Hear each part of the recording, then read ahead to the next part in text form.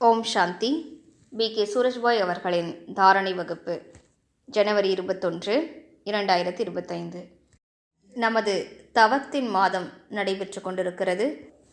ஜனவரி மாதம் 21ஆம் நாள் 1969 பிரம்மா பாபாவின் பூத உடல் தகனம் செய்யப்பட்டது. மேலும் அவ்யக்த பாப்தாதா இந்த பூமியில் முதன்முறையாக அவதரித்தார்.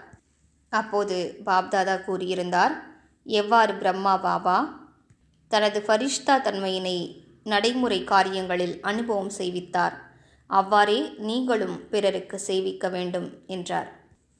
பாபா பல நல்ல தூண்டுதல்களை கொடுத்தார். அப்போது நாலாபுறங்களிலும் வைராகியத்தின் சூழல் இருந்தது.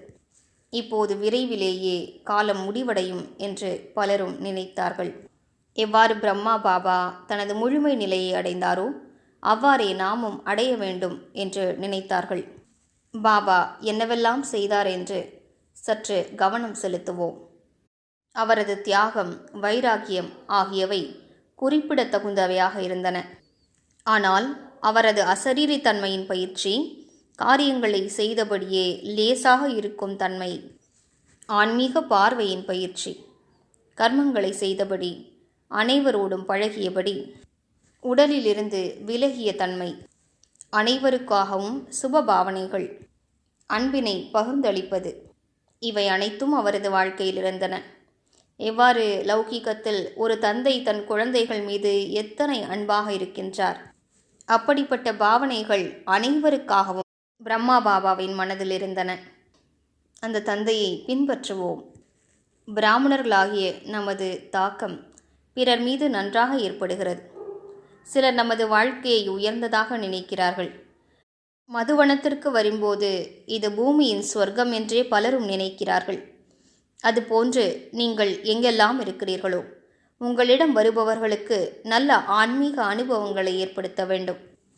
நீங்கள் உங்களது வியாபாரத்தில் அல்லது அலுவலகத்தில் என்று எங்கு வேலை செய்து கொண்டிருந்தாலும் உங்களது நல்ல மனநிலையின் தாக்கம் அவசியம் பிறர் மீது ஏற்படும். உங்களது முகமும் நடத்தையும் அழகான அனுபவங்களை ஏற்படுத்த வேண்டும். மக்களுக்கு வாழ்க்கை என்றால் இப்படித்தான் இருக்க வேண்டும் என்று தோன்ற வேண்டும். இவர்களை போன்று நமக்கு மகிழ்ச்சி இருக்க வேண்டும். சரளத்தன்மை நிறைந்த, டென்ஷனிலிருந்து விடுபட்ட வாழ்க்கை இவர்களை போன்று நாம் அனுபவிக்க வேண்டும். இவர்களை போன்று வாழ்க்கையில் நிம்மதியும் அமைதியும் நமக்கு இருக்க வேண்டும். இவர்களது குடும்பத்தை போன்று நமது குடும்பத்திலும் நல்லிணக்கம் நிலவ வேண்டும். இப்படிப்பட்ட தூண்டுதல்களை நம்மிடம் வருபவர்கள் பெற வேண்டும். இப்படிப்பட்ட தாக்கத்தை ஏற்படுத்துவதற்காக நாம் மிக நன்றாக தவம் செய்ய வேண்டும். ஏனென்றால் தவம் செய்யாமல் வாழ்க்கையில் உயர்ந்த தாரணைகள் வருவதில்லை. தாரணைகளை பற்றிய ஞானம் இருப்பது தனிப்பட்ட விஷயமாகும். ஆனால் அந்த தாரணைகளை கடைபிடிப்பதற்கான சக்தி இருப்பது பரம அவசியமானதாகும். நினைவு செய்வோம், நான் பகவானுடைய குழந்தை, ஒரு தெய்வீகமான ஆத்மா ஆவேன், தேவகுலத்தின் ஆத்மா ஆவேன். நான் இந்த உலகிலிருந்து தனிப்பட்டவனாவேன். யாரை சுயம் பகவான் பரிபாலனை செய்கிறாரோ நான் அப்படிப்பட்ட ஆத்மா ஆவேன்.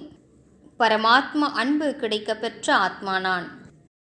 பரம சத்குருவாகி சுயம் பகவானே வழிநடத்தி செல்லும் உயர்ந்த ஆத்மா நான். பாபா சொல்லக்கூடிய சில விஷயங்களின் மீது முக்கியமாக கவனம் செலுத்த வேண்டும். உதாரணத்திற்கு, என்ன நடந்தாலும் சரி, நமது மனதில் மகிழ்ச்சி நீங்கக்கூடாது. என்ன நடந்தாலும் நமது எண்ணங்களை வீணானதாக ஆக்கக்கூடாது.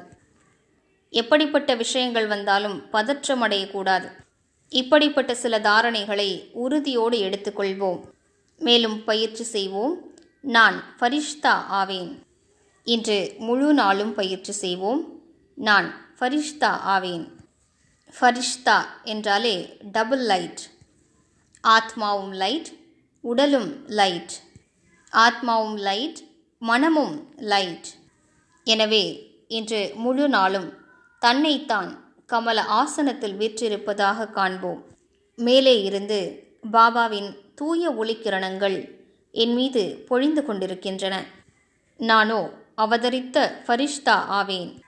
அதிகாலையிலேயே இந்த நல்ல உணர்வினை ஏற்படுத்திக் கொள்வோம். இந்த பூமியில் நான் பாபாவின் காரியங்களில் உதவி செய்வதற்காகவே அவதரித்திருக்கின்றேன். என்னிடம் பரமாத்ம சக்திகள் இருக்கின்றன. இன்று முழு நாளிலும் 108 முறைகள் பரிஷ்தா தன்மையின் பயிற்சியினை மேற்கொள்வோம். ஓம் சாந்தி.